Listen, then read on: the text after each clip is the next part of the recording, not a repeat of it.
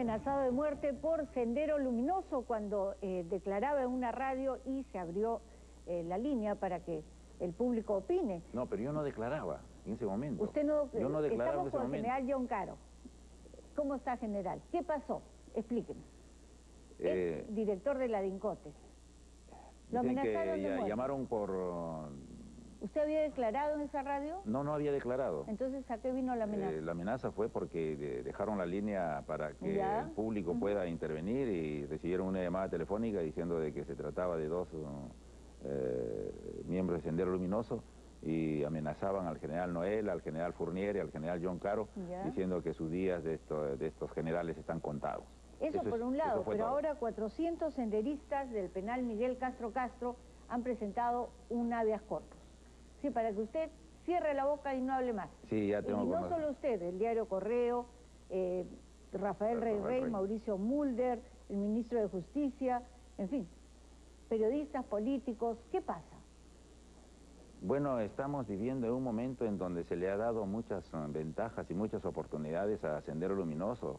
Parece que el Perú y los peruanos se ha olvidado lo sanguinario y lo crueles que ha sido Sendero Luminoso y que nosotros lo único que ha hecho el Estado es colocarlos en el sitio que a ellos les corresponde para que no sigan delinquiendo, pero eso no quiere decir de que el Estado sea un ente vengativo y que a través de su vendetta tengan que colocarlo a ellos en la cárcel, ¿no? Ellos han estado en la cárcel porque han cometido un delito. Son delincuentes, definitivamente. Pero por supuesto, está tipificado en nuestro código que esos actos de terror es un delito y ese delito es sancionado por nuestras leyes penales, de modo que ellos están en el lugar en donde han querido estar, o si no han querido estar, pero se les descubrió y ese es el lugar que ellos pueden estar. Pero ahora, de acuerdo a la presentación de este habeas corpus, usted ya no podría hablar, si se admite el habeas corpus. No se los puede tocar ni con el pétalo de una rosa.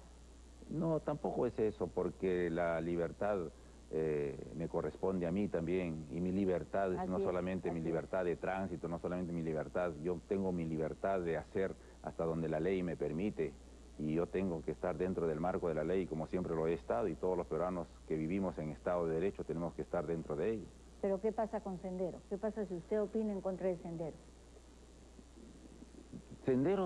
Sendero está utilizando un gran esfuerzo político por un lado y una parte jurídica por otro. Ya su lucha no es prácticamente en el campo, aparte de estos remanentes que se habla que están atacando, pero ellos han encontrado un gran filón en estos momentos en donde se dice que los derechos humanos está por encima del derecho nacional. Entonces hay un derecho supranacional en donde todos los hechos cometidos en el Perú son juzgados, pero si este juzgamiento se considera, se presume, o Sendero Luminoso percibe de que no ha sido justo, de que no se ha dado el debido proceso, entonces ellos tienen derecho a denunciar a una Corte Internacional. Y la Corte Internacional puede censurar esa sanción dada en nuestro país. Sabedor de esa situación, entonces ellos denuncian ante un fuero supranacional y logran muchas veces la opinión de ellos, logran como ventaja. Ahora recurren a lo que tanto... Y eso es lo que están haciendo, y siguen ellos asistiendo, siguen recurriendo a esos lugares en donde por supuesto ellos no han sufrido como nosotros sí lo hemos sentido. Ellos no han perdido a sus seres queridos, su patria, la patria de ellos no ha sido atacada, no ha sido afectada como han afectado. Sendero Luminoso, parece que nos olvidáramos de que en el año 1991, en septiembre más o menos, durante una sola noche, Sendero Luminoso explotó dinamitas en 83 bancos, agencias de banco, solamente en una sola noche. Ese era el terror que causó Sendero Luminoso y ahora nos estamos olvidando. Ahora vemos a un Sendero Luminoso que sale muy bien vestiditos, con las manos cruzadas, pidiendo perdón. Sí, pues eso debió haber... estrategia, ¿no? Eso ha debido pedir perdón en la década del 80 y del 90, ¿no? Y antes de cometer tanto... Pero claro. Tanto acto delincuencial, porque dementes no son. Ah, no, definitivamente, ellos saben muy bien lo que hacen, ellos lo que quieren es llegar al poder.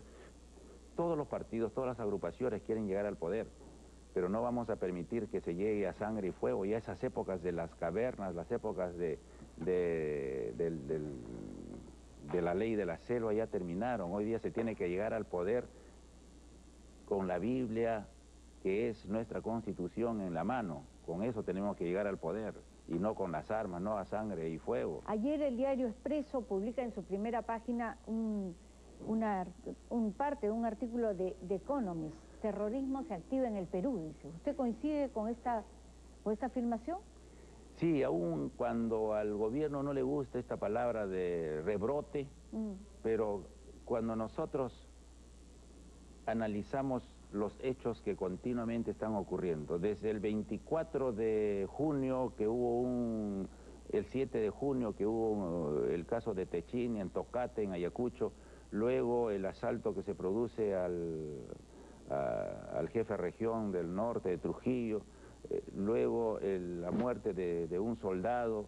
Todo esto que llamamos, vamos sumando, ¿qué lo llamamos? ¿Qué lo vamos a llamar? Tenemos que llamarlo pues reactivación, reactualización. Bueno, se llame como se llame, como se llame, pero lo cierto es que existe Sendero Luminoso que está nuevamente haciendo daño. Uno, está amedrantando, está causando pánico. Seguramente que ahora la gente va a dejar de asistir a Ayacucho. ¿Cuánta gente se va a perder en estos días de vacaciones donde el turismo ya se había normalizado en Ayacucho? Sin embargo, ellos anuncian de que el de 25 a 30 va a haber un paro armado.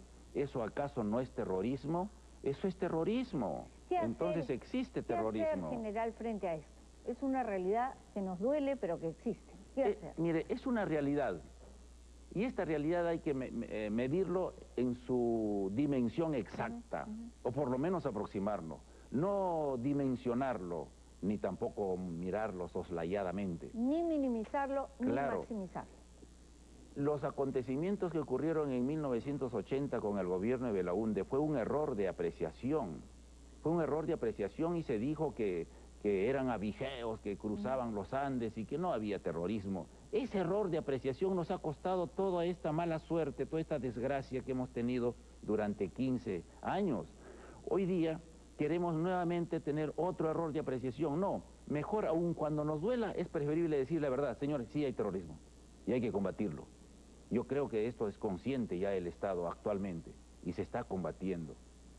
Esto no quiere decir de que nosotros vayamos a cometer los errores que se cometieron, los excesos que se cometieron en la década.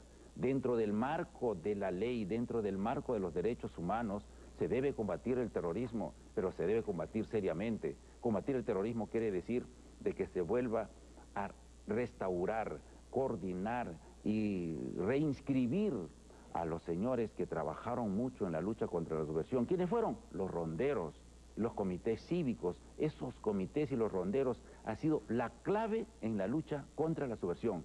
Y parece que nosotros lo estamos ignorando, no lo estamos reconociendo. Esa gente del Ande que realmente eran las fuentes de información elemental, no lo estamos reconociendo actualmente. Somos un país de flaca memoria, dicen.